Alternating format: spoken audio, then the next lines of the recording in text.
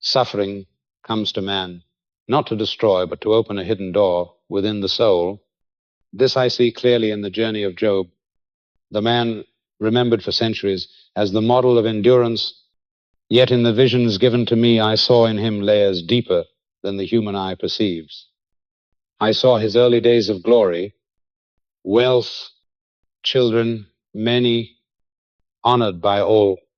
He was regarded as upright and blameless, one who feared God and turned away from evil, yet his light was not pure light. It carried a haze of self-righteousness, a hidden pride he himself did not know. I saw him offering sacrifices for his children lest they had sinned, but in his zeal there was a gap. He did not offer himself. He did not ask whether his own heart was wholly true. While outwardly solemn, his inner being was not yet pierced by divine light. Looking at him, I saw the reflection of many souls who think righteousness is good deeds, the ritual fulfilled, yet who never once face their own smallness in the light of the Eternal One.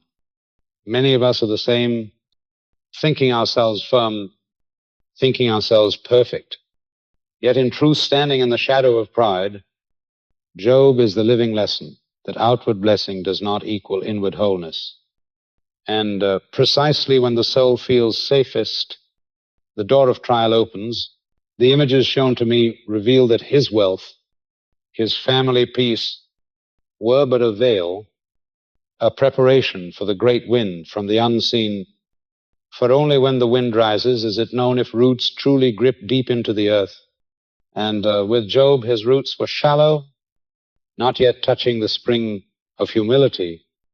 I heard in silence the question sounding from above, not only for Job, but for every soul. Who is man truly when all around him is stripped away? Does he still know God or only the self? In those early days I saw Job like the sun shining bright, yet veiled by thin clouds.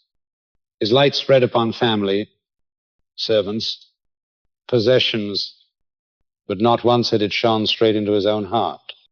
Therefore the trial had to come, to force the light downward into the depths where no sacrifice for children could reach. Only direct encounter with the Creator could break the shell of self-righteousness. I sense the hidden secret of his story is the difference between righteousness in man's eyes and righteousness in God's eyes. A difference so subtle the soul often confuses it. Job also, he believed himself upright, yet in eternal light he was still distant, still unaware of the nothingness of self. In the visions I saw suffering not only as an enemy, but as heaven's hand opening the door for man to see himself like fire testing gold. It burns away the surface, exposing the true substance, and for Job the loss of all was only the beginning of illumination, to see that his soul never belonged to wealth, to family, to honor, but only to the eternal. As I sat in silence, Job appeared not as an ancient figure, but as a mirror. Every soul is a Job, with possessions, with pride, with belief in its own rightness. And the day will come when the storm strips all, leaving only the self before heaven. That is the beginning of the journey Job had to take, and each of us must take, to discover that the deepest mystery is not the reason for suffering, but the true portrait of the soul in the light of God. The book of Job is set apart in Scripture because it is not merely history or poetry, but a mirror for the soul, reflecting the struggle between light and darkness within man. I see it as a score unlike any other part of the Bible, solemn yet mournful, instructive yet testing, and above all carrying a hidden layer behind every line, a secret not for the mind to explain, but for the soul to contemplate. And when I gaze upon its words, I do not see a dead book, but a living mirror, where every soul sees its own reflection. For Job's story is not only his, but for every generation. For anyone who has asked why evil comes upon the righteous, why the faithful must taste pain. And this makes the book unique, because it does not offer easy answers. It does not draw a simple black and white but it opens a deeper curtain where false righteousness is shattered, where the voices of experience, tradition, and reason fall away, leaving the soul bare before the eternal. And I know many who read Scripture seek explanations, expecting answers to doubts. But Job's book takes another path. It questions the reader. It shakes the foundations, thoughts secure. And in that shaking, the soul must find a new anchor, no longer in ritual, no longer in honor, no longer in the words of men, but only in the presence of God. And I feel this work was placed to test the mind, to break every shell of pride, and in the ruin to open the way for true transformation. And that is why I say it is not only history or poetry, but a living spiritual lesson, a gate every soul must pass if it would truly know itself before the Creator. And when I look at its nature, I see it like a labyrinth. Each word of Job's friends a turning, each reaction of Job a corridor, and at the end of the maze, not a clear explanation, but a vast silence, where God's voice thunders, where man must be still, and that silence itself is the answer. The soul, seeing it, has nothing to justify, is the door to wisdom, and I see this runs parallel with every soul, for we seek safety in explanations, we love formulas, we want ready answers, but the book of Job refuses. It denies comfort, it casts us into shadow, so that there we may meet light. And I believe this is why the book was preserved in Scripture, for it teaches what no other book teaches, that true righteousness does not come from explanation, not from ritual, not from tradition, but from encounter with God in the whirlwind, where all defenses collapse. And I see clearly that Job, being called upright and blameless at the start, was not to claim his perfection, but to show that even the seemingly perfect must pass trial. For outward wholeness may hide inward pride, and this is the warning for every soul, never to be self-satisfied. For the light we think we hold may be only the reflection of self. And in silence I hear the whisper that the book of Job was given to break illusions, to pull the soul away from the mirror of pride and force it to look upon the face of the eternal. And as I pass this on, I know not all will accept, for man loves certainty. But if the soul pauses, lets these pages sink deep, it will see a new way open, a way not to explanation, but to transformation, not to knowledge, but to vision. And for this reason, the book of Job stands apart. It is a touchstone among the writings to reveal who reads only with mind and who truly lets the soul be refined. And I have pondered long on this mystery, why suffering is woven into the fabric of faith. And I have come to see that without the furnace, there is no gold. Without the storm, there is no anchor. Without the silence, there is no voice.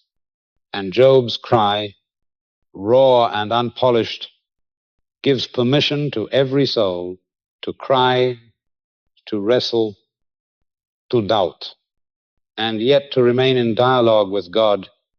And that in itself is faith, not the shallow faith of easy answers, but the deep faith that survives without answers, the faith that clings to God, even in darkness. And this is why the book terrifies some, for it strips away false comforts. It leaves man naked before the whirlwind, and yet it is in that nakedness that true encounter takes place. For only then can man see that he does not live by explanations, but by presence, not by reason, but by revelation.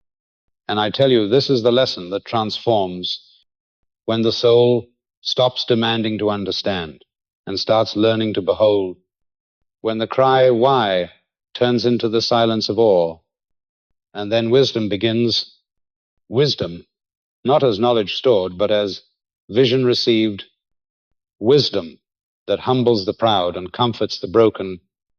And so I say again, the book of Job is not merely literature, not merely a record, but a spiritual crucible, and those who dare to enter it with open soul will not leave unchanged.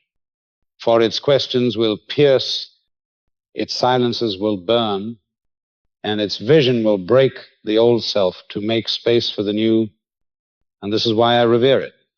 This is why I call it a book set apart, for it is the furnace of Scripture, and every soul who seeks to see God must one day walk through its fire. From the very opening lines of the book of Job, the image of a prosperous man is set forth, not only rich in possessions, but also complete in moral life. Job is described as upright, one who fears God and shuns evil.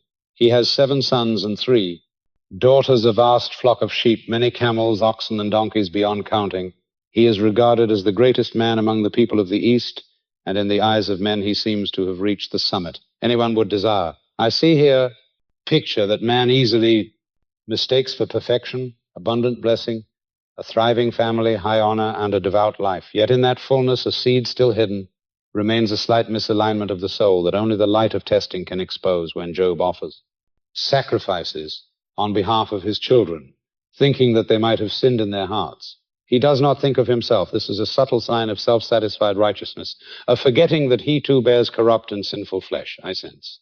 Clearly, Job is a holy man in human eyes, but that holiness still lacks deep awareness of his true nature before God. This is like a bright mirror, whose surface still holds a hairline crack. Unseen by ordinary sight, only under great pressure does the crack split open. Therefore, I see the appearance of Satan in the heavenly scene not as accident, but as part of a vast design to show that even the most righteous must be trained to reach deeper knowledge. Satan comes before God roaming to and fro upon the earth, and God himself names Job as proof that there is a man who fears him in the world. Yet that commendation opens a test for in his infinite wisdom. God knows that the righteousness of Job must be tried by fire to bring forth what lies concealed. I perceive this is not a random dialogue, but a mirror for every soul, that at times God permits trial not because he despises or seeks to destroy, but because he would draw the soul deeper into himself. To see clearly, we must grasp that the completeness of Job is not perfection, and the lack must be revealed not to shame him, but to heal him. For in the depths, Job has not yet known the total corruption of his flesh. He cannot yet say with Paul that in my flesh dwells no good thing. Until a person comes to that place, his righteousness still bears the imprint of self, and in Job's case, the trial must come to break that shell. I see a paradox that precisely when Job is described as most righteous, he also stands most in need of the deepest transformation, for righteousness never tried by fire often hides a quiet self-confidence. This is why the calamities come so suddenly and so completely.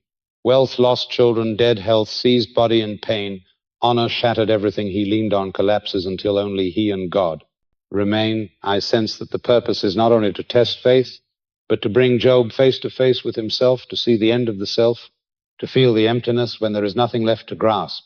In that setting, the intercession for his children appears as a reminder. He feared the sins of his children, yet never considered himself, and that is the root the trial exposes. Each of us bears similar points. We safeguard others, we judge the sins of others, yet seldom hold ourselves to the mirror of God.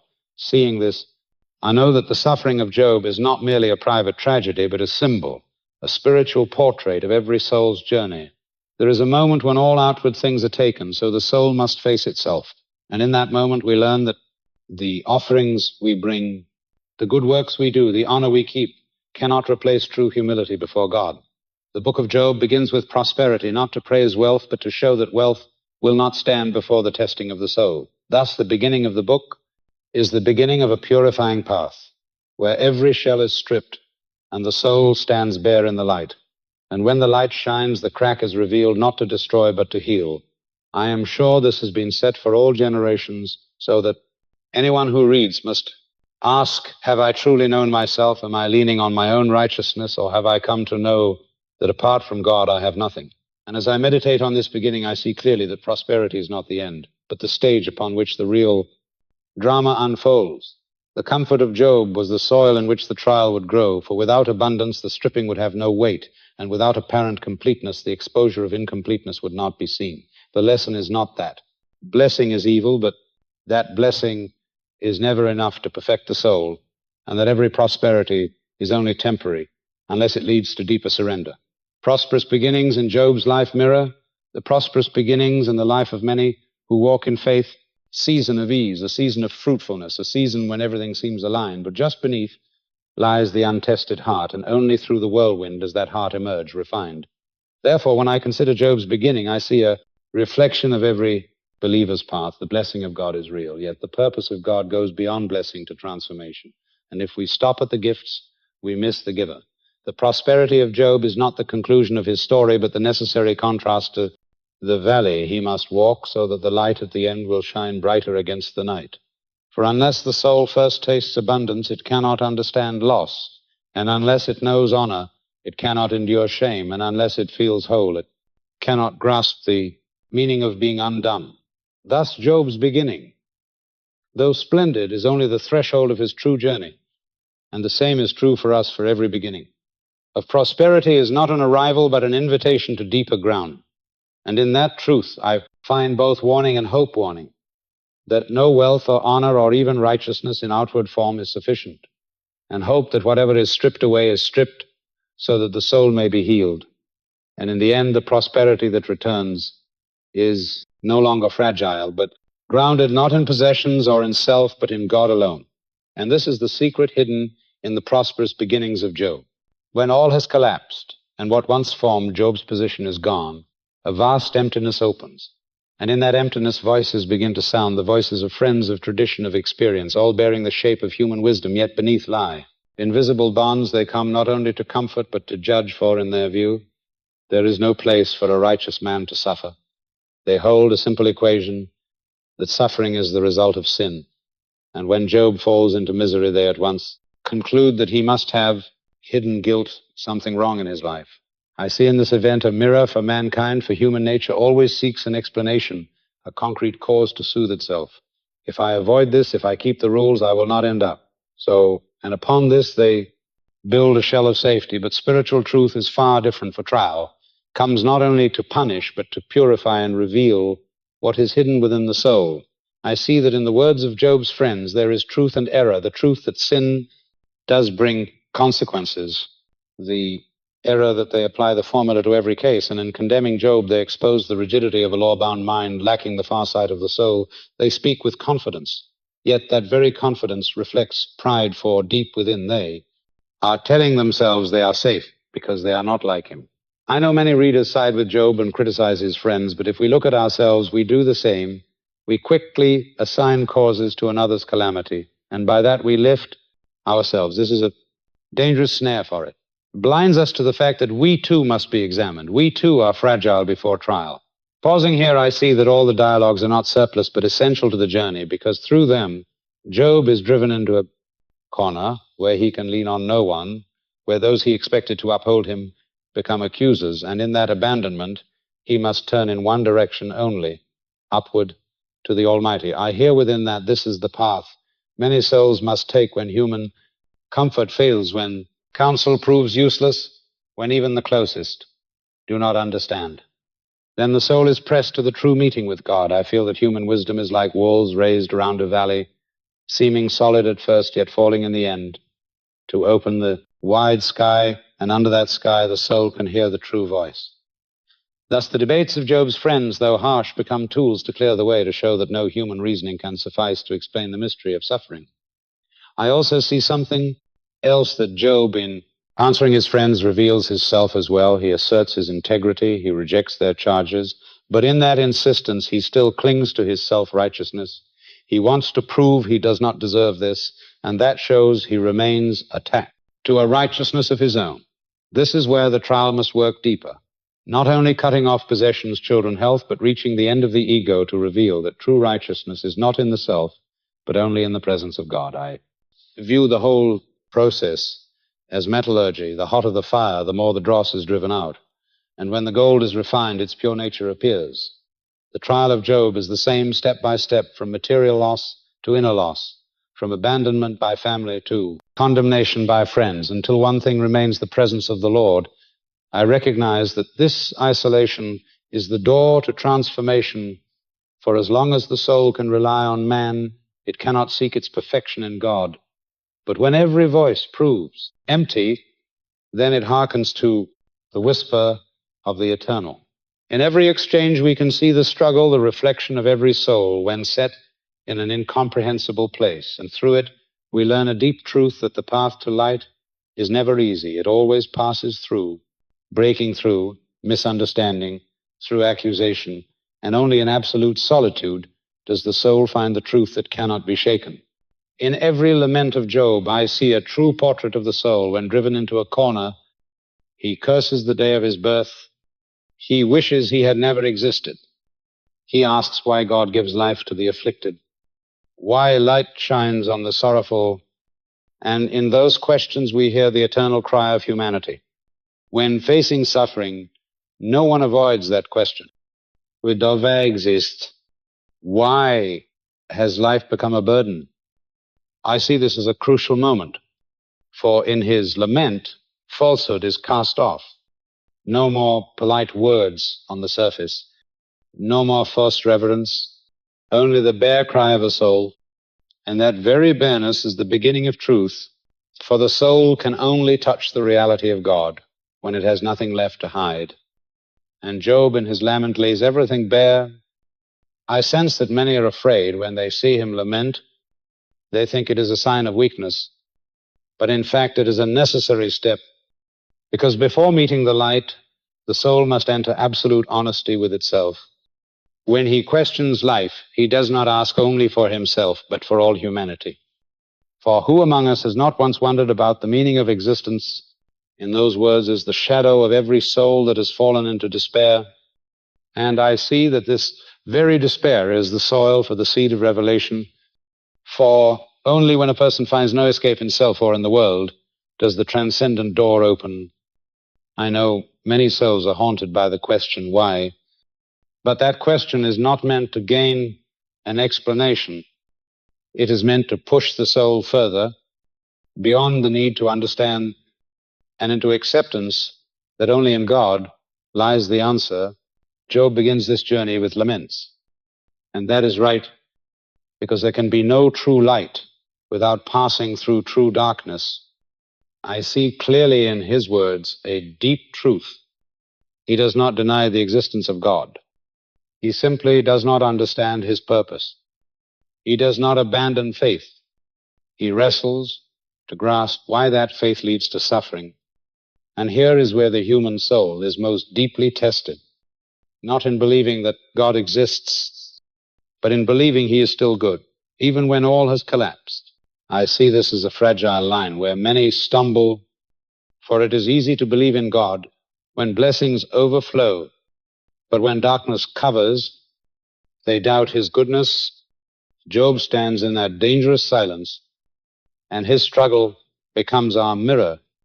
I hear in that lament a hidden melody that suffering does not silence him. Rather, it turns him toward God.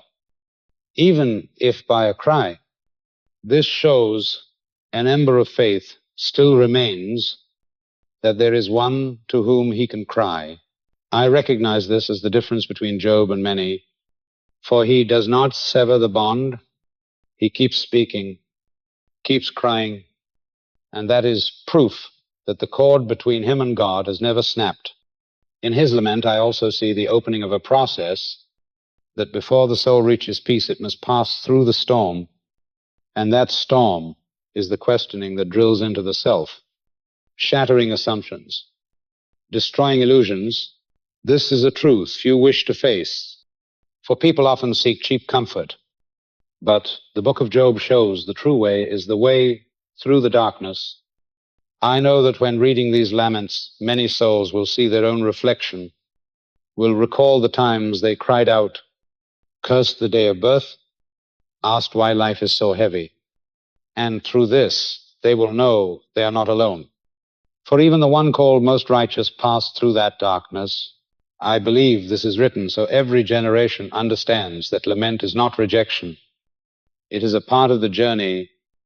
I see a truth that precisely in lament, the soul learns humility, for it realizes it has no answer. It realizes it has no control, and from that humility, light begins to shine. This is what makes me certain that Job's complaint is not weakness, but an advance, a necessary stage to break the righteous self, to bring him nearer to truth. And so with every other soul, when you cry, when you despair, do not think you are far from God. In fact, you stand nearer to the door than ever, because in that nakedness you have nothing left to hide, and God can touch you.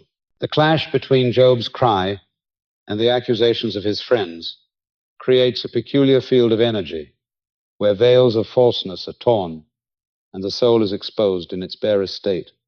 And in this I see no simple debate about morals or sin, but a deeper confrontation. The confrontation between inner light and the darkness of limited understanding. Job keeps holding to his innocence. He affirms he has no secret sin. He pushes back against rigid arguments, and in that resistance his inner tearing is revealed, for he cannot deny God, and yet he cannot understand his ways. And this very struggle is the essence of spiritual trial.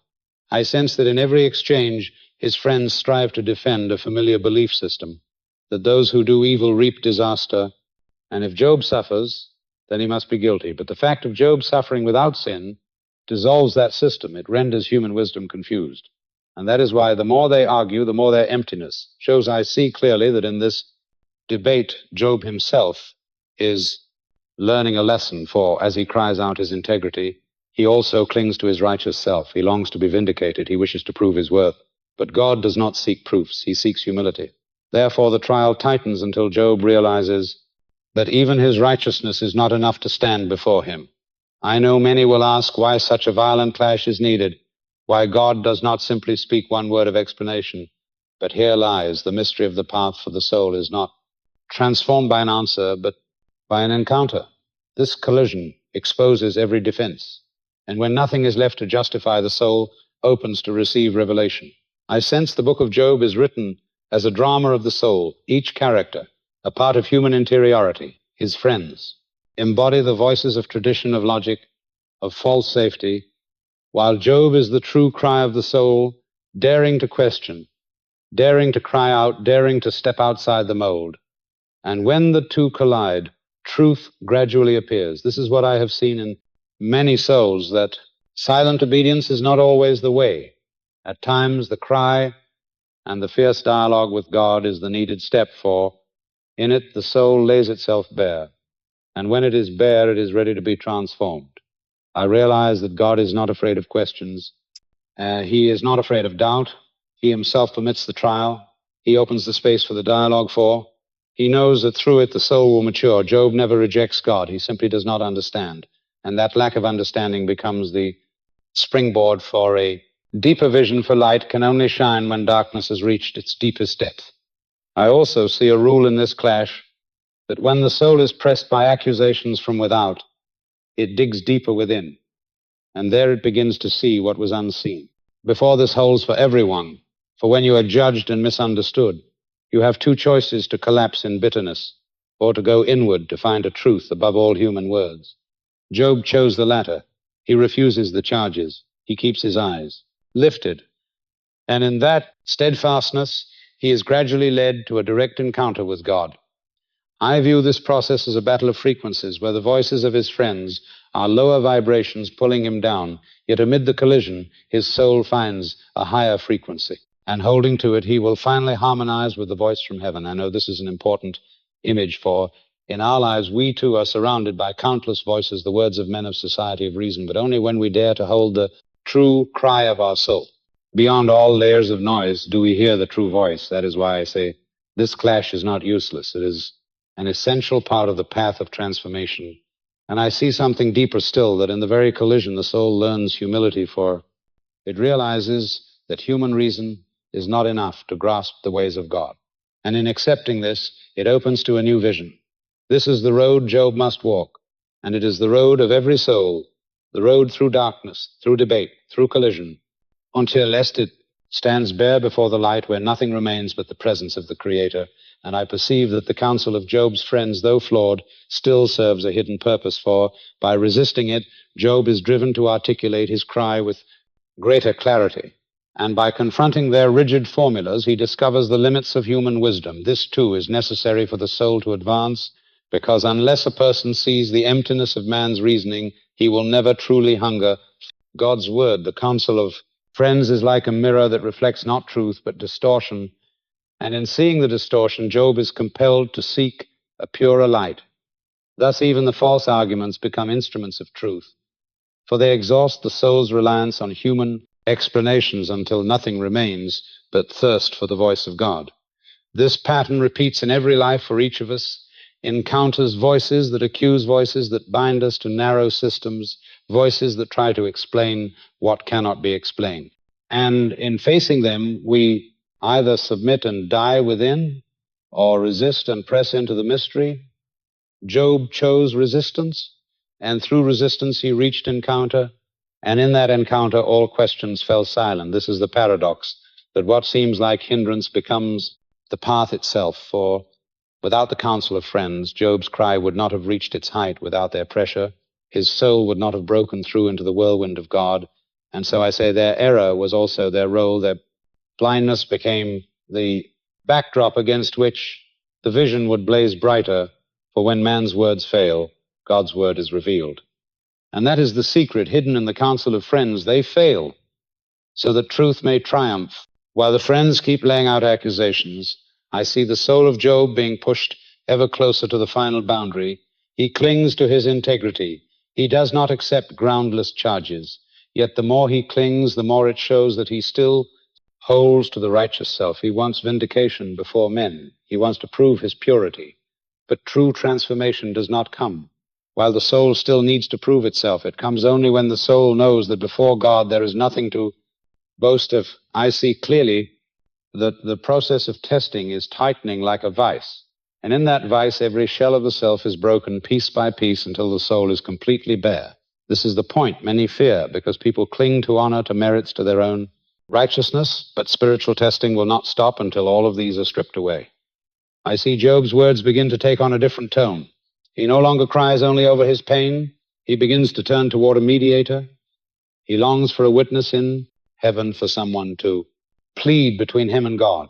And this very longing shows that his soul is opening to a greater revelation.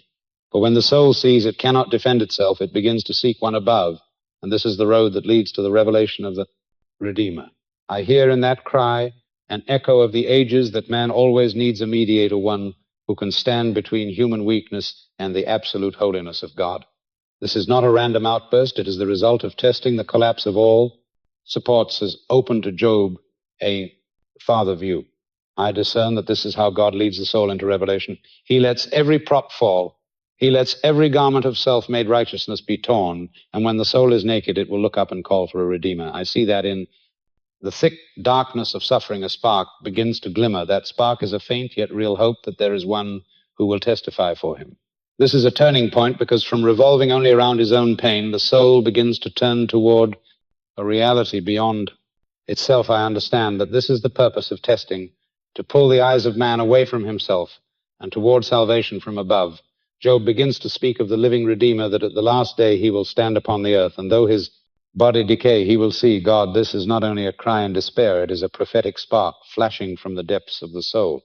And I see clearly that in the abyss of suffering, the soul can touch the highest vision. For when all outward things have fallen, only the unchanging truth remains, and that truth is the existence of the Redeemer. I sense that this is the summit of the middle of the journey, where darkness and light meet, where despair and hope coexist, and the soul is torn by both.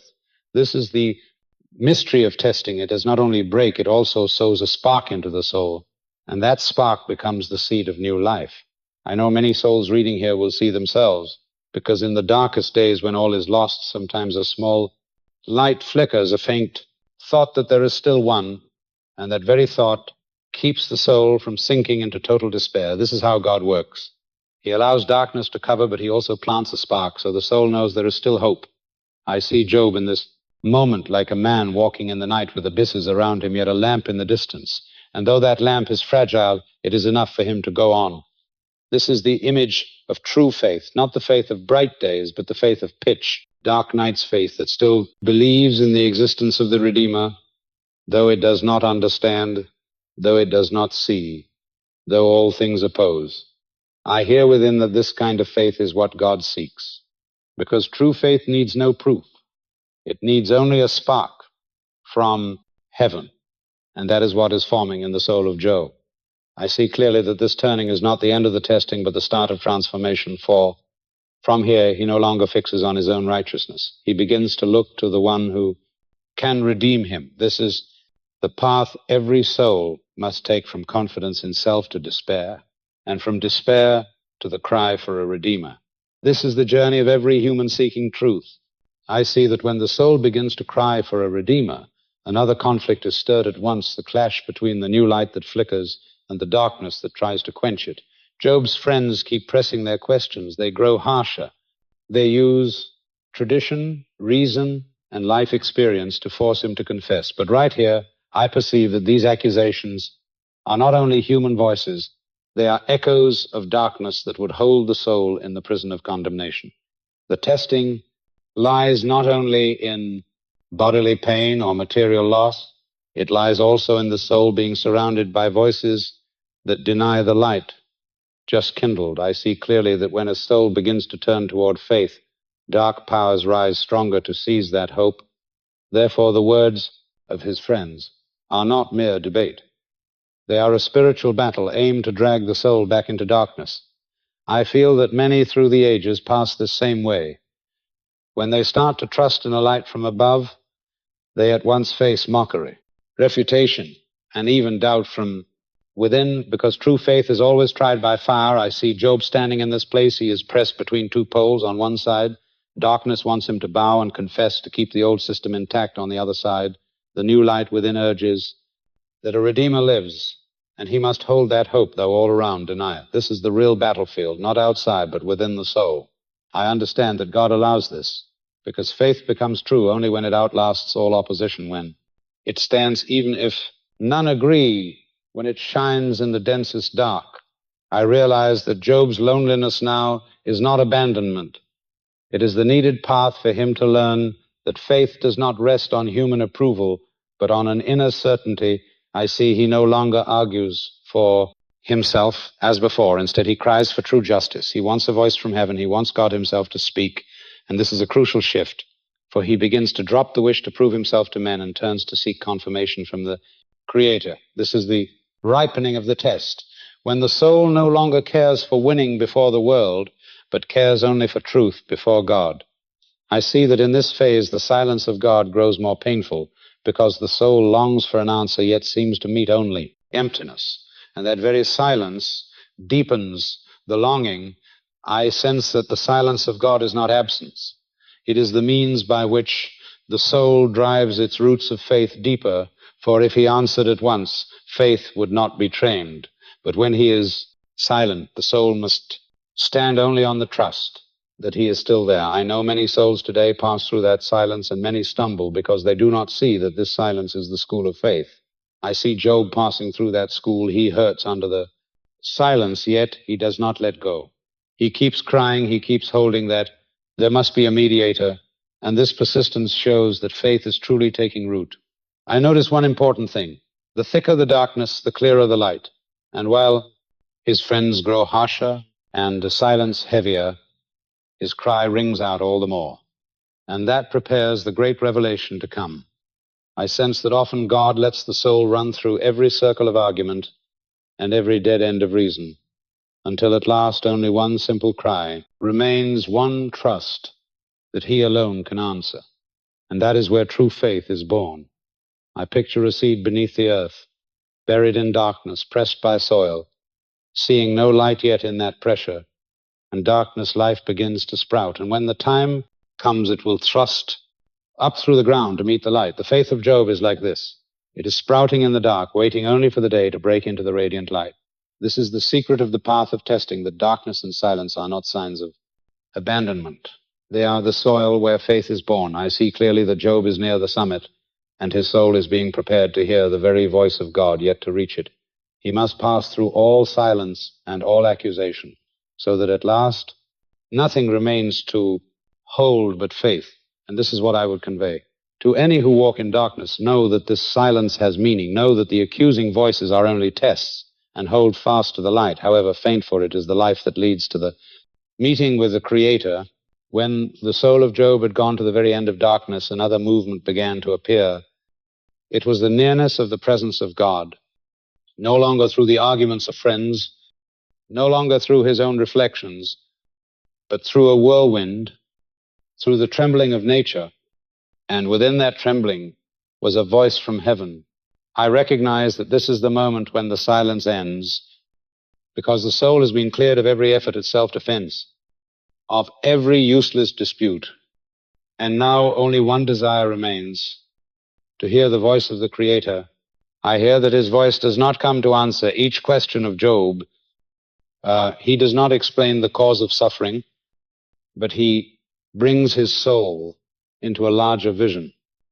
He opens his eyes to see that this universe is made by unfathomable wisdom, that the order of stars and seas and thunder and living creatures is in his hand, and man cannot possibly comprehend it all.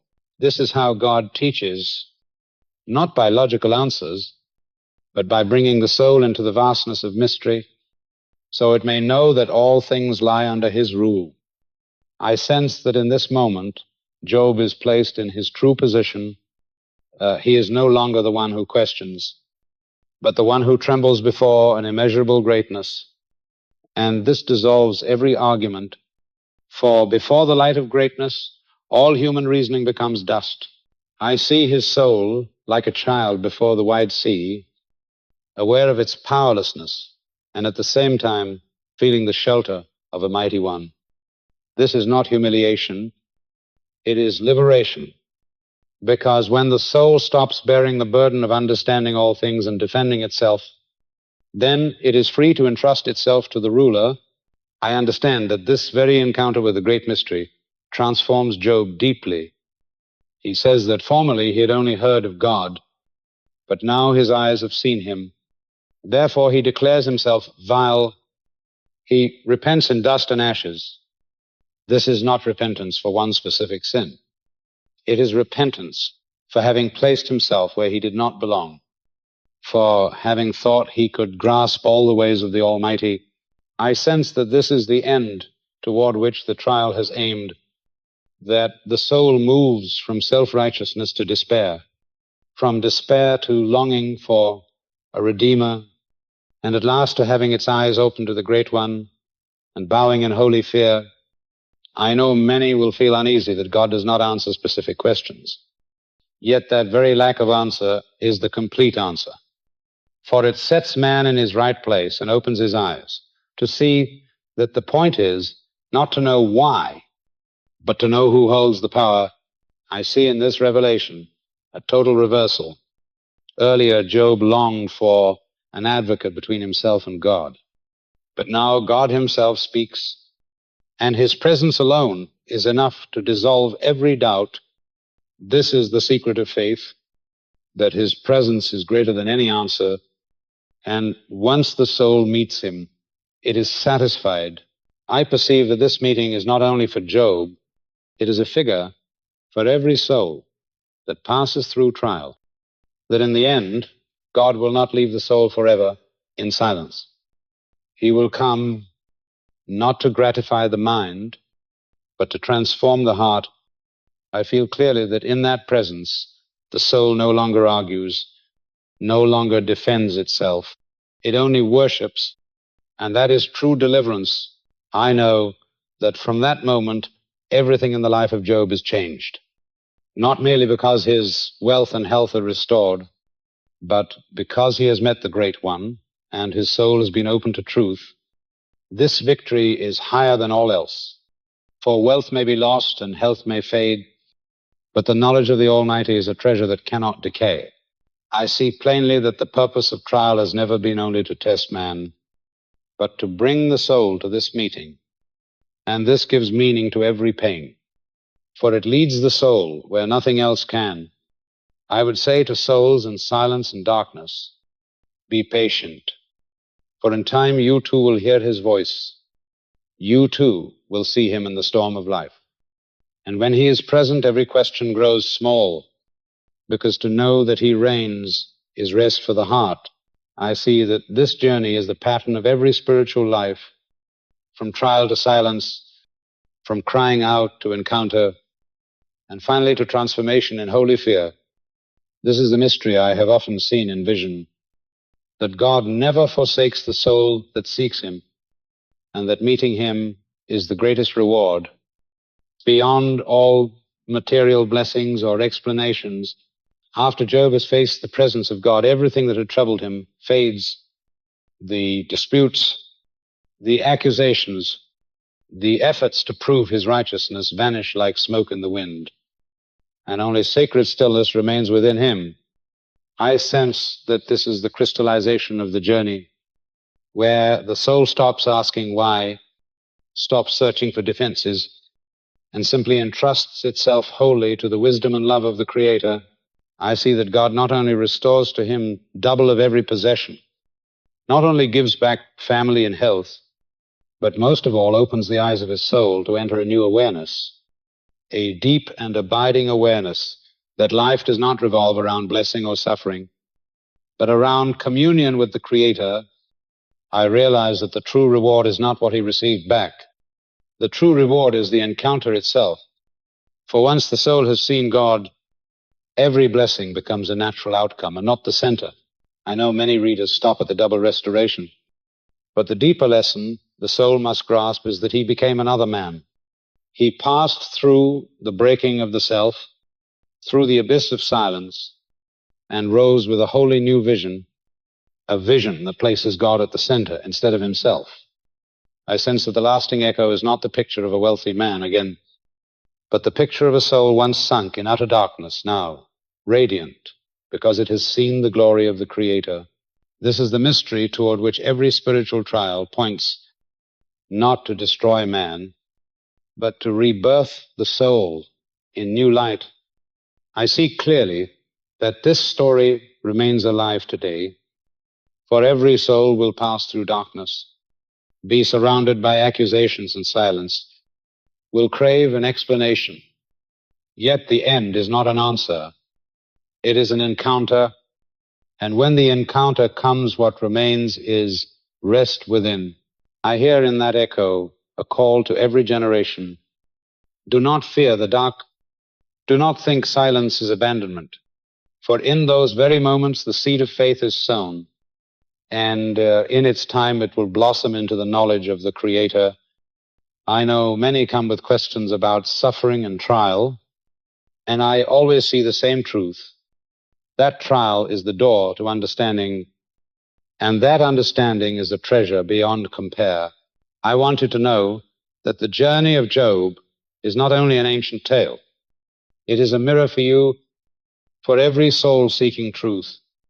When you lose, when you are misunderstood, when you face silence, remember that this path has been trodden by many souls, and the reward at the end is the meeting with the one who made you. I see a current that runs through generations, from Job to this day, from those who have passed through darkness to those who now walk, all moving toward one point, the transformation of the soul in eternal light. I sense that what remains after all is not pain or blessing, but deep stillness within, a stillness born of knowing that God reigns and nothing escapes his hand. I would leave you that echo so that when you read the story again, you do not only see a man restored, but see yourself on the journey, see that there is a greater meaning behind every event. And that meaning is to draw you nearer to the Creator. I see that this is what the soul longs for most, not answers to every question, but the certainty that he is present. He loves, he rules, and once you touch this awareness, you will walk through life with a peace no one can take. A peace not from circumstance, but from encounter. I know that the journey of Job is the figure of our common journey, And I want you to walk with the assurance that trial is not meaningless. Darkness is not hopeless. Silence is not the end. All lead to the meeting, and in that meeting your soul is changed forever. I hear within the echo of the line that once I had only heard, but now my eyes have seen, and I know that this is the line. Every soul is called to speak, for it marks the birth of new life. This is the crystallized insight, the lingering echo that remains to remind you that in every journey the greatest reward is not what you regain, but the very meeting with the everlasting one